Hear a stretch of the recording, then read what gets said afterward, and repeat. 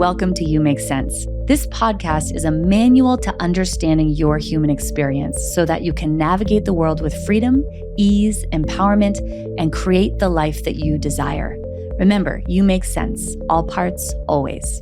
So in this episode, we're going to talk about the experience of endings, whether that's the ending of a relationship, a job, a friendship, or something else in our lives that's coming to a close or transitioning. And I think for so many of us, we can feel like an ending means that that thing was a failure. And our culture really sends us that message in a pretty profound way. I mean, think about this. When a marriage is, 30 years long or 40 years long, people generally just celebrate it, right? They say, oh, congratulations, that's amazing, without actually inquiring, well, was the marriage amazing? Or was it an experience where there was a lot of trauma or abuse, or neither person was happy, but we weren't able to look at the challenges and we weren't able to leave because we felt too afraid to leave, so we just stayed in the thing. Or maybe someone's been at a company for, a decade and, that's celebrated like, wow, what a loyal person you are. But maybe I stayed in that job because my parts didn't feel safe enough with me to actually take the risk and step into my purpose. So of course, something lasting for a long period of time can certainly be a thing to celebrate. But I think that our culture as a whole just kind of automatically and reflexively celebrates something that lasts a long time rather than inquiring about if it was actually something good and healthy and worth celebrating. Whereas we tend to, societally speaking, look at things that end as a failure. So in this episode, we're going to talk about the process of healing. And as we heal, things are going to change. It's actually not possible for things not to change as we heal. Think about like I know this metaphor may be overused, but a caterpillar turning into a butterfly.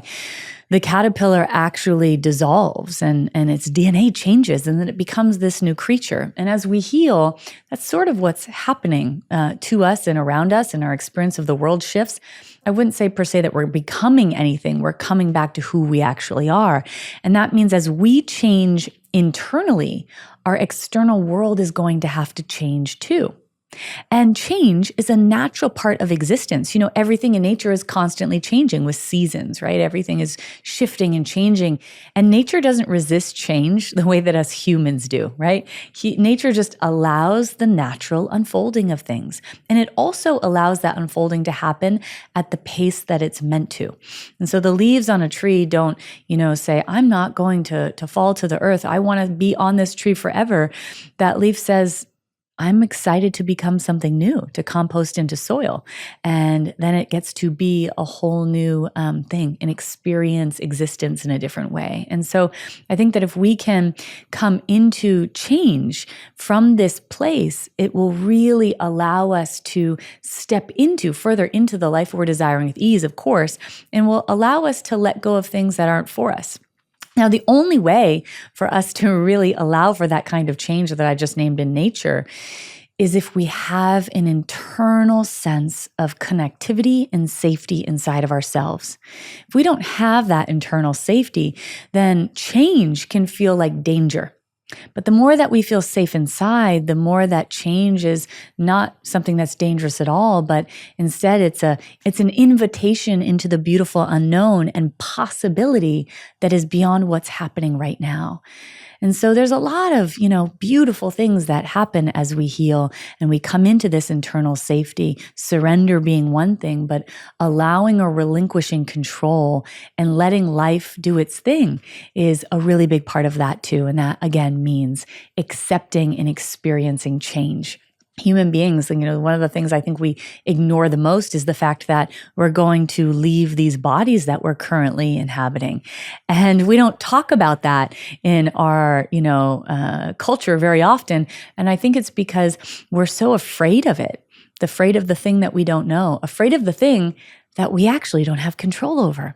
And so the same goes with the endings that are constantly wanting to happen in our lives. And I really mean that. The endings are wanting to happen. They are really trying to get our attention so that we will listen, because as we allow change, it allows us to grow and become more of ourselves and step further into the life we are here to live. So as we heal, the way that we relate to ourselves begins to change. And that means that the way we relate to the world changes as well. And this includes the roles we play in the world. So if I, historically speaking, was, a workaholic and I was going all of the time because that's how I gained a sense of worthiness and love. Well, when I actually feel an internal sense of love and worthiness, I no longer have to do this external thing to gain a fleeting sense of love.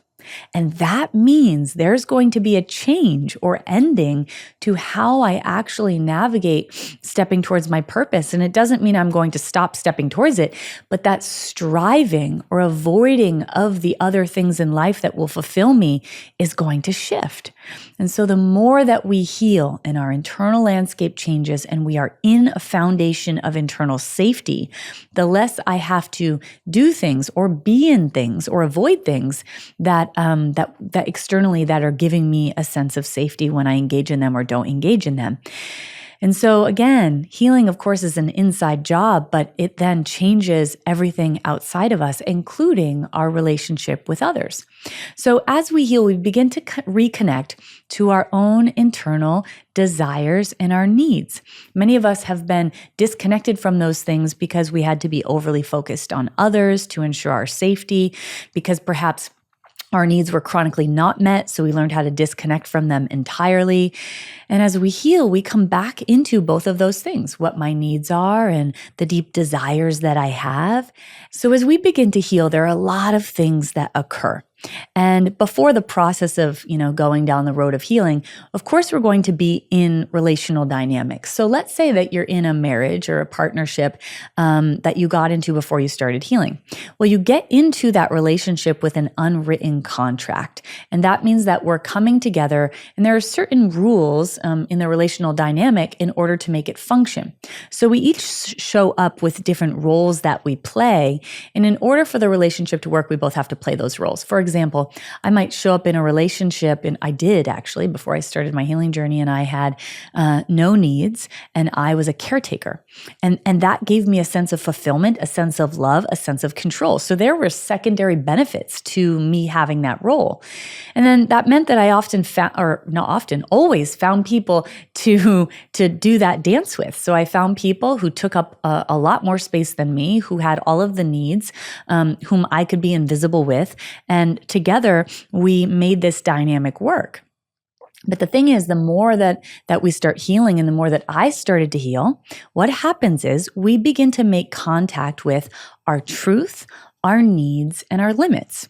So what is actually true for me and what am I experiencing inside? So instead of just focusing on your reality, I'm now focused on my reality. And I'm also connecting into what I actually need based on that reality, what I need from myself, that I'm now not giving all of my energy to you. I'm going to give some energy to me and do things that nourish me. And maybe I start having hobbies and I'm spending some time solo instead of just being with you. And so that's really shifting what's happening with my energy. And it's also shifting my expectation of the other person as I come into having needs. So now instead of, just meeting your needs, I am needing that other person to actually step up. And then I have limits, right? That's a part of having boundaries. So there are things that I'm saying, actually, I'm not okay with this anymore, or you can't speak to me in this way, or I'm not okay with overgiving anymore to you. So as you can see here, what's actually happening is I am changing the unwritten contract in that relationship. And so the ripple out effect of my healing and me coming into my needs and my truth and my limits is that relational container is going to have to change. And I think, oftentimes in the healing journey, this process of change isn't really talked about, and it can leave us feeling really confused or feeling like the relationship has to end altogether, and that most certainly isn't true. But what does have to happen is the dynamic has to shift. Because, in many ways, just like you can't unsee what you see, you can't unknow what you know, and you can't unheal what you heal. So once I come into all of these things and I am now in my body, the options are to be chronically with the embodied experience of not having my needs met or to get them met. And our toleration, and this goes into the next point, our toleration for suffering actually goes down as we heal.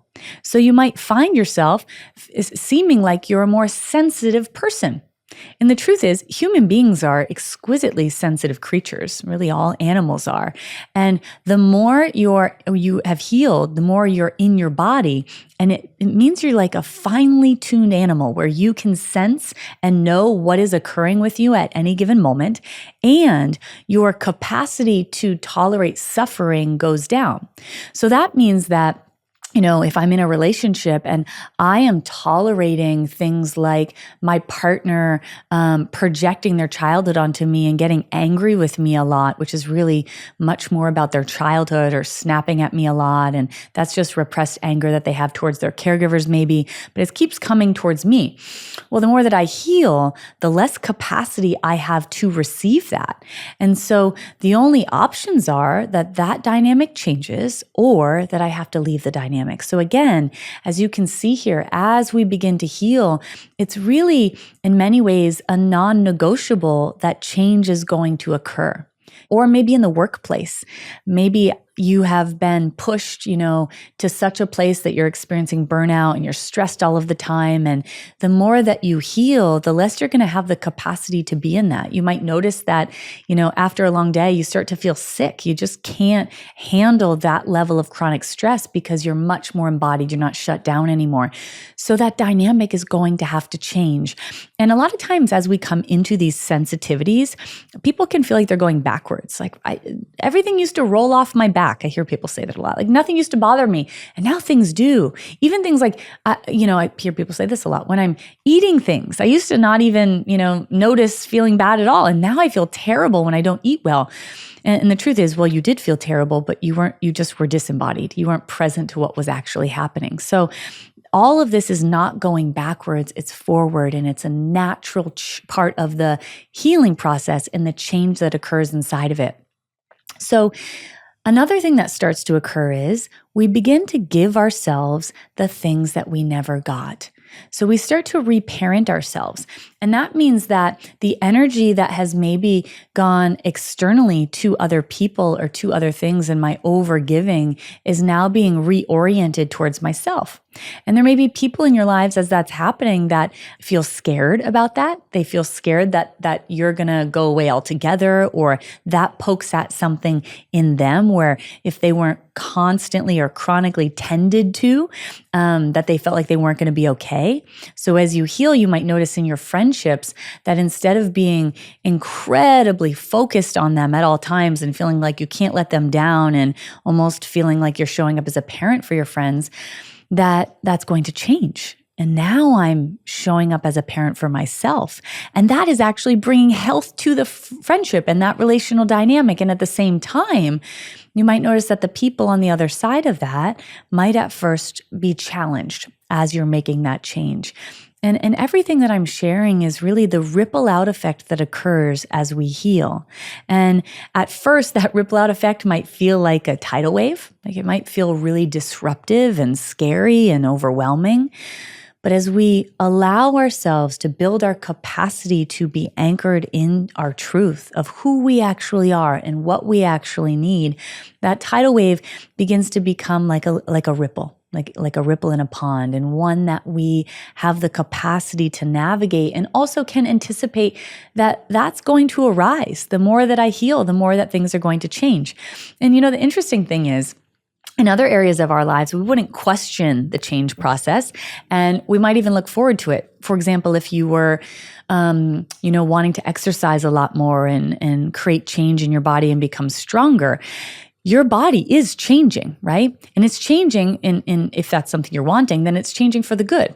And you might notice you're becoming leaner, your muscles are becoming stronger, and you would be frustrated probably if that change process wasn't occurring. But when it comes to our healing, I think because it's not seen, can be, feel quite invisible in some ways, that we don't expect the change to happen in the way that it does.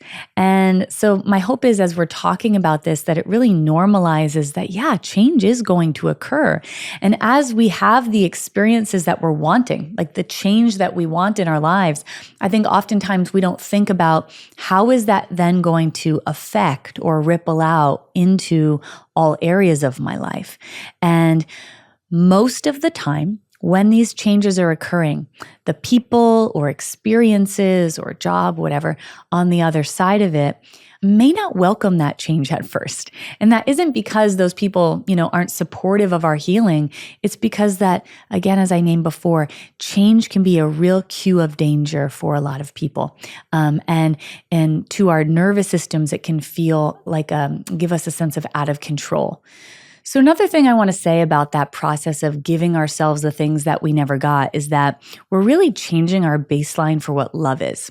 So the more that I give to myself, I'm giving myself these internal experiences of love that I desperately needed. And then that changes my expectation of what love is in my relationships.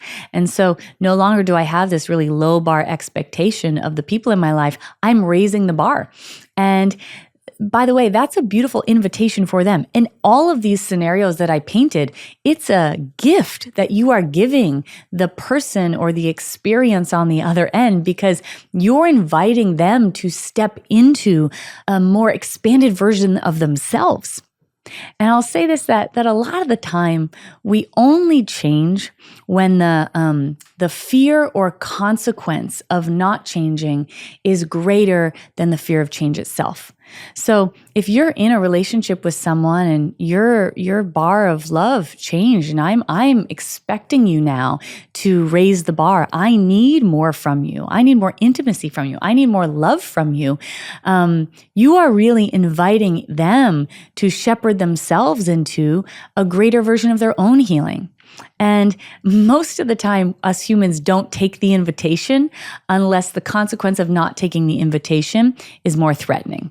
So the idea of losing that person might feel more threatening than the fear of changing it. So I just want to say, at first when we step into these things in our relationships and it creates some bumpy roads, I don't want you to think that you are being a pain in the neck for someone that you love, or you're causing them pain. You are inviting them into an initiation in their lives that's really being asked of them.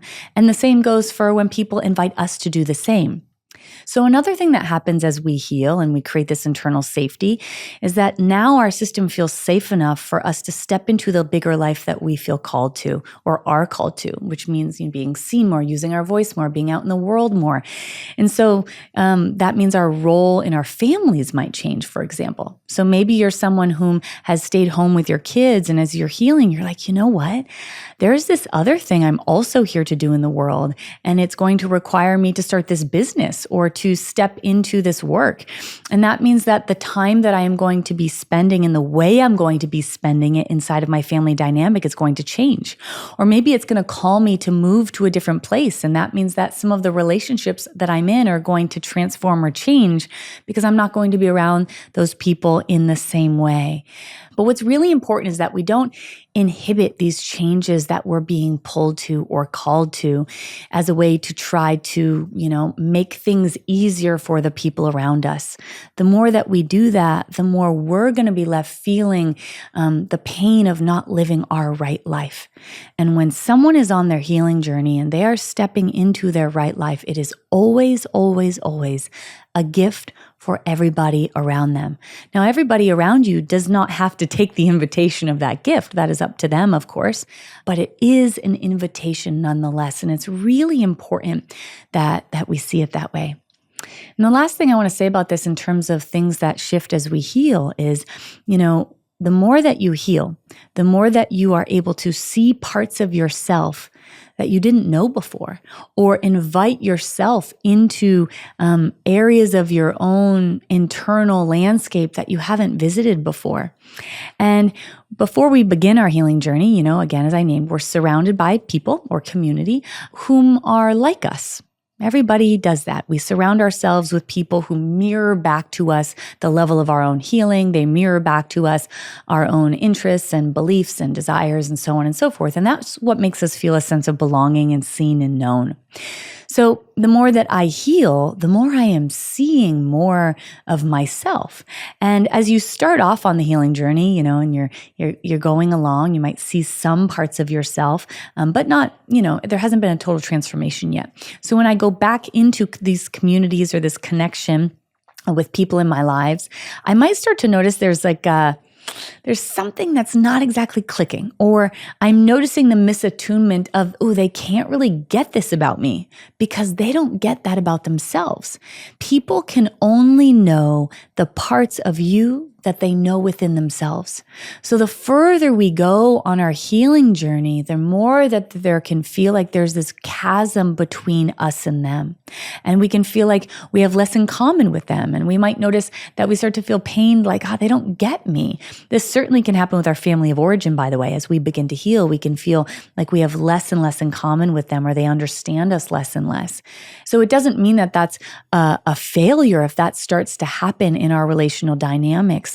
It is just a natural part of the healing process that happens for us. And if the people around us aren't joining us on the healing journey, then we'll start to notice more and more that, there's a distance between us, or there's a space between us. And it's just important to name and normalize that. It's something that happens for each of us as we venture on the healing journey. So as all of this occurs and we are changing internally, and that means that our external world has to change, there's a few choices. And I don't want you to think that this means immediately that a relationship has to end, or a friendship has to end, or a marriage has to end, or your relationship with your job has to end, like entirely. What does have to change is the unwritten contract. So the dynamic between the two of you has to transform in order for that relationship to be healthy and to thrive and to function. And I call this the rocky road of the healing journey. So let's take a romantic partnership first. So let's say that you've been with your spouse for, a decade or two. You came into that with an unwritten contract, probably before you began your healing. And now you're on this journey, and all of a sudden, in many ways, you're not like the person that you were. Now you're actually who you are. You're not a self-protected version of yourself. You're you. And that means you're going to show up really differently. And it doesn't mean that you're going to all of a sudden not love your partner. It means that the way that you relate to one another is going to have to shift. And oftentimes one person is further down the road than the other in this process. And as I come to my partner saying, I need this relational contract to change, oftentimes the first response that our partner might have is to be resistant. And the reason being because when I am asking them to change the contract, that means I'm asking them to venture down their own healing journey. The only way for that contract to shift is if they also begin to change and shift. And so a lot of times we might notice that our partner resists it because they're afraid of it. So they might say things like, I don't know if this is actually working. You seem like you might not be getting better. You're going in the other direction. That happened to me actually in a relationship of mine as I started to have needs, because now I was saying, hey, this doesn't work for me, or I was getting mad about things. And that was shaking up that contract. And so the person on the other side of that didn't like it, because no longer were certain behaviors okay. No longer was it okay for me not to have needs. And that was a beautiful invitation for them to step into their own work too. So we can't make anyone do that, but it's a beautiful opportunity for them to grow and then us to grow together. So at that juncture, there are only those two options. Either the relationship is going to have to come to a close, or a close in the way that it currently has been, or the contract is going to have to shift. And in that changing of the contract, rewriting of the contract, things are going to get messy. It's like a We're creating a first draft of a book. Things are messy and we're editing it and there's papers everywhere. And then the more time that we spend really renegotiating it, we then end up having this beautiful final draft. That is our new contract. And that deepens the level of connectivity and intimacy and aliveness and fulfillment in ways far beyond your wildest dreams. And then as we both heal more, the contract gets rewritten again. But the hope is after that first rewriting, what I usually find is that both people begin to see the benefit of rewriting the contract. And so then we continue down this journey of growing together, and the rewriting of the contract becomes easier and easier because now we're doing it in our partnership. Harville and Helen Hendricks are a couple of really wonderful couples therapists, and they say a lot that a good marriage has many divorces.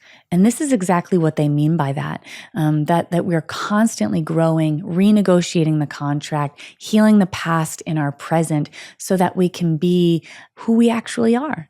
The person that we've always been can actually be present in our lives. And that deepens the bond in such a profound way when we can do it together. And if that's not able to happen in the relational dynamic, whether that's in a work dynamic with a friendship or with a romantic partner, we have done everything on our end to invite in the possibility for the rewriting of the contract from a place of regulation and loving kindness and as a team. If we continue to find resistance on the other person's part, or they're digging their heels in and saying, no, I'm not going to do that, then that relationship will likely have to come to a close. And there is nothing about that makes it a failure. That is a beautiful, beautiful success because it is a marker of all of the work that you have done that you should be so incredibly proud of. For myself, I was married for 10 years with my ex-husband for almost 13 years, really long time. I met him when I was very young, and it was a beautiful, safe container that I was able to heal inside of. And I spent, an entire decade really focused on my healing, and that meant that the person that I was towards the end of that marriage was not the person that I was when I came into that marriage. And, I can't make the person on the other side do their own work. And so the ending of that experience and us not being able to be in partnership in a way that really provided an experience of thriving and being in health, that was not a failure. In no way do I look back on that and say, wow, what a failure I am because I got divorced. I say, wow, look what I was able to do. And that relationship is something I'm deeply grateful for. And that divorce is something I celebrate. It's also a celebration of enough internal safety that I was able to leave. Because for so many of us, we aren't able to leave relationships because we don't have the internal safety to do so. Our younger parts are running the show so much in our lives that they don't feel safe to leave. And so when we're actually able to do that in a relationship, in a job, in a friendship, when something isn't for us, that is a really beautiful celebration. And endings, whether it is the ending of a contract and the relationship lasts a lifetime, or it's an ending of the relationship as it was, it is what allows a new beginning to arrive.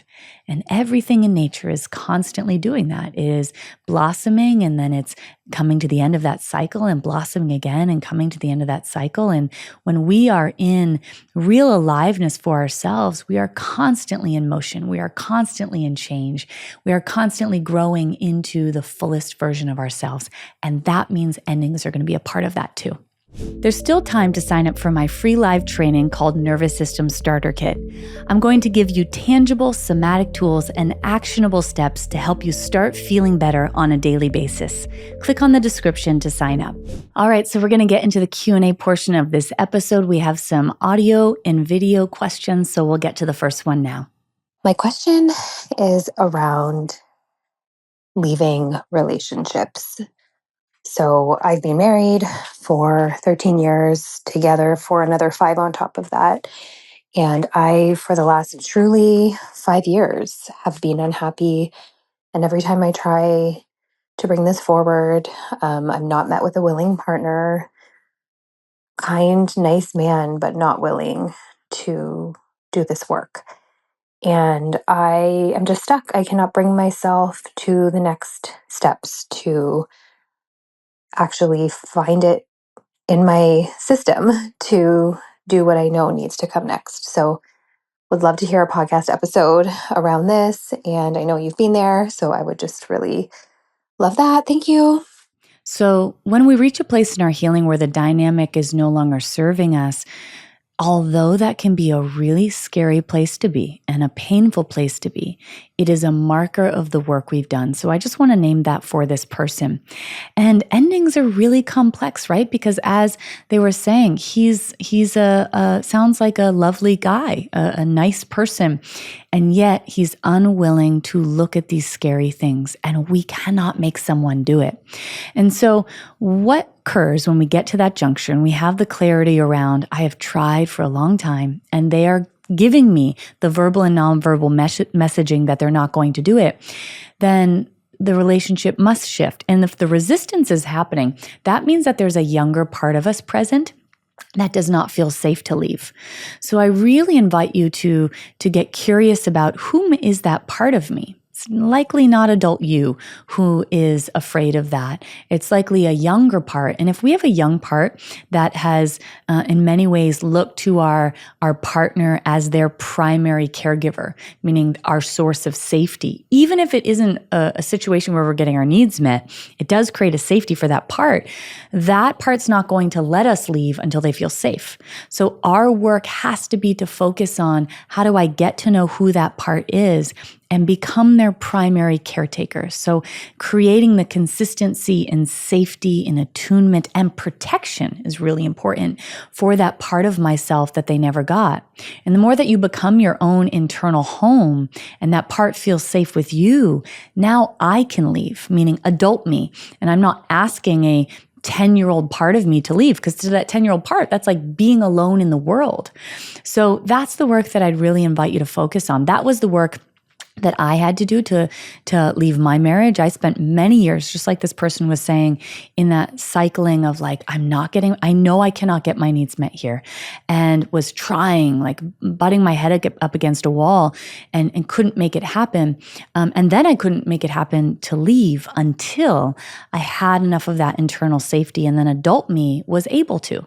And I want to also name, even when you leave something that you're completely certain it is right for this to end, there is grief involved in that. If you spend, I think this person sounds like over 15 years with someone, they do become your family. They do become your home. There are, little inside jokes you have and ways of doing things.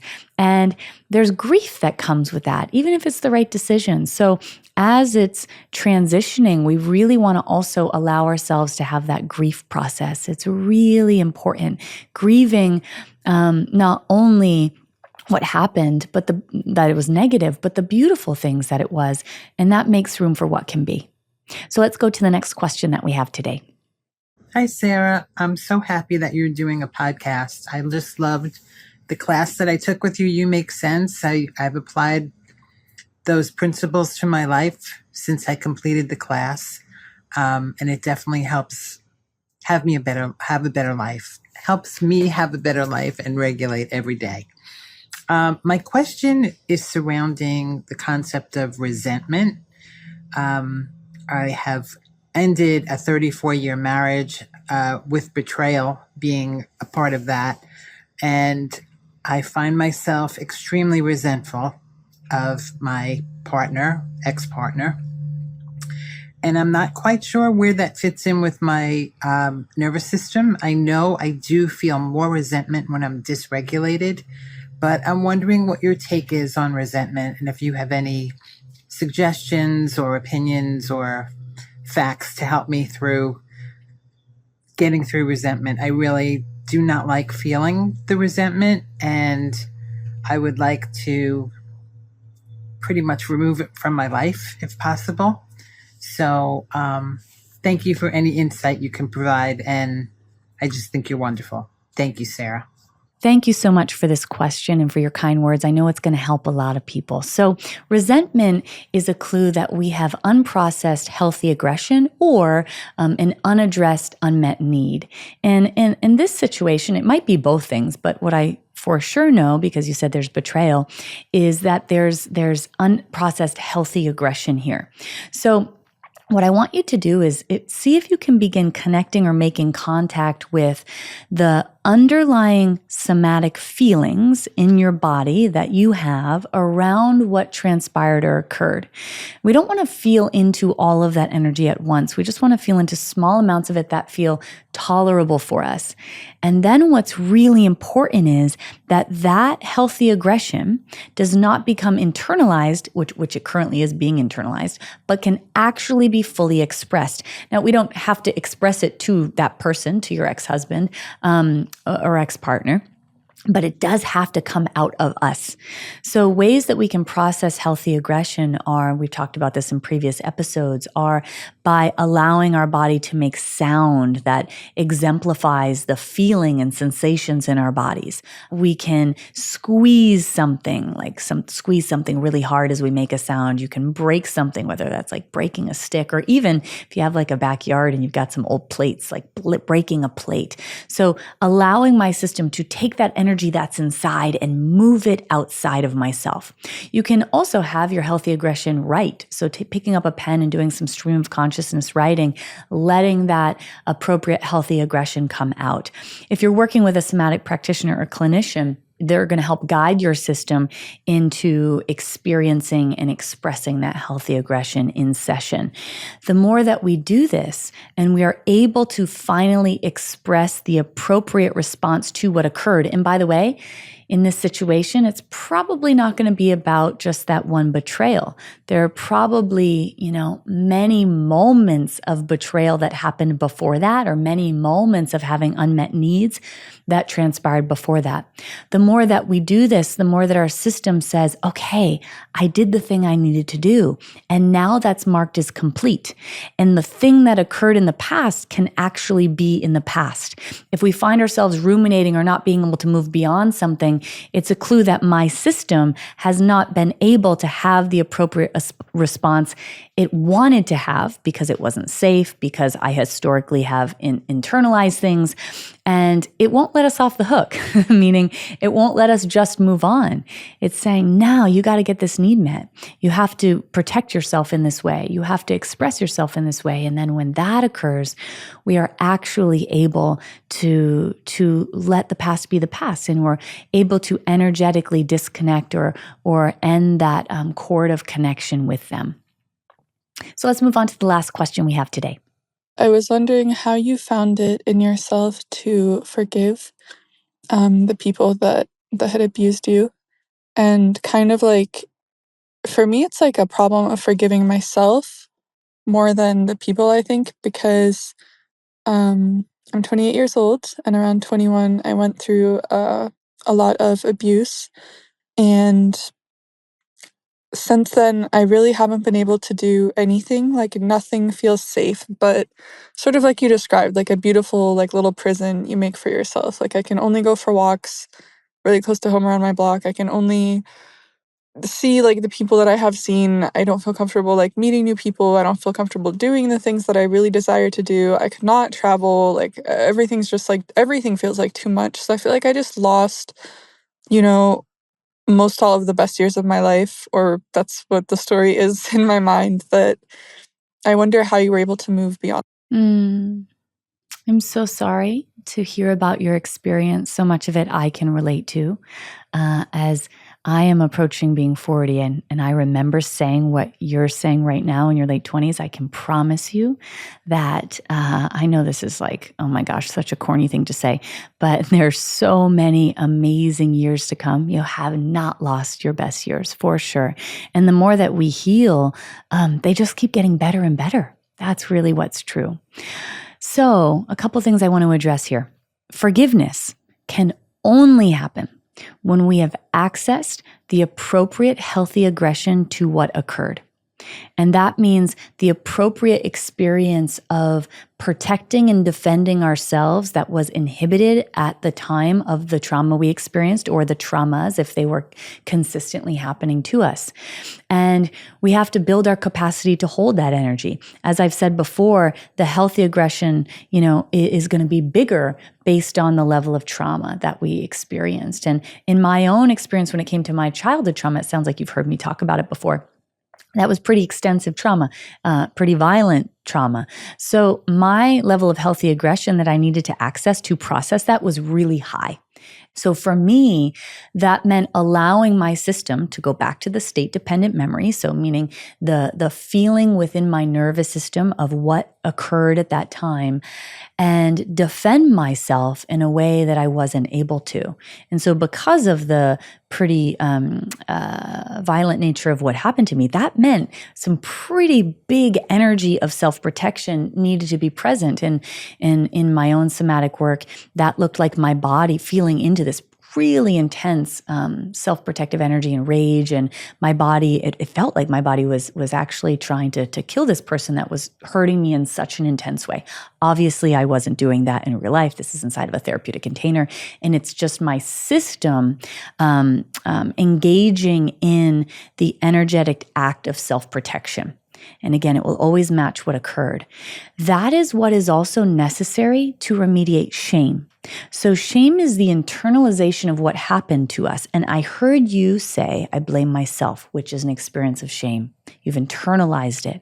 So you cannot talk your way out of that. There's no way that you could rationalize to yourself why it wasn't your fault. You can try, but I can tell you it won't work. I tell you that from personal experience too. And that's what somatic work and trauma work tells us. When I can access the appropriate healthy aggression to what transpired, it's taking what's internalized and getting it out of myself and giving it back to the place that it rightfully belongs. So this is not, what happened to me does not make me bad. That person was bad. What happened to me was bad. So accessing that appropriate healthy aggression helps us come out of collapse where shame lives. Then shame truly begins to dissipate from our experience and not be a part of our story or our somatic experience in our bodies. And then lastly, I want to say, you never have to forgive. You know, I have not forgiven the people that harmed me to such horrific degrees. You know, that I didn't want to be on this planet because of them. I had to spend decades trapped in this hellish place inside of myself because of them. Now, what I have done is disconnected energetically from that experience and from them. So that's a form of forgiveness, but it's not in the way that we might think about it. Like, I forgive you for what you did. I actually don't forgive them for what they did. There's no excuse for it. It doesn't matter that they did that because they experienced trauma in their own lives. That's why we all do things that we do, because we experienced trauma in our own lives. And I have not certainly done the kinds of things that they did. And I was traumatized in pretty terrible ways. So what I'm really saying is the type of forgiveness I'm talking about is I am letting go of this past because it's finally in the past, and you have no power over me, and there is no energetic connection. So that's a form of forgiveness. That might be something that you end up landing in, or it could be that, you know, if the person or people who harmed you are really loving people who did their best, but they got things wrong, that's a really different type of forgiveness. And with that person, I might want to still be in relationship with them. So I do forgive them. They were doing their very, very best, and they didn't mean to harm me. So very different scenarios. Lastly, I just want to say, the small life that you're living currently is simply because your nervous system does not yet know that what happened when you were 21 is over. And the more that we reshape our nervous systems, we show, not tell our nervous systems, we are here in this moment, and this moment is safe to be in. The more that we address the younger part, that 21-year-old part, who is trapped in that experience, and we come to her aid and we give her the things that she never got, and listen to some of the episodes on parts work to do that, the more she finally gets what she never got. And when we have that kind of internal protection and safety, when we finally are able to show our nervous systems the past is the past, we become free. And that is possible for you, and that is possible for each of us. So thank you, everybody, for listening to this episode. I hope that it's reorienting you to a different way of seeing and approaching endings. Maybe this week, just go out into nature and look at how things are constantly in motion and constantly moving. And that is a part of existence.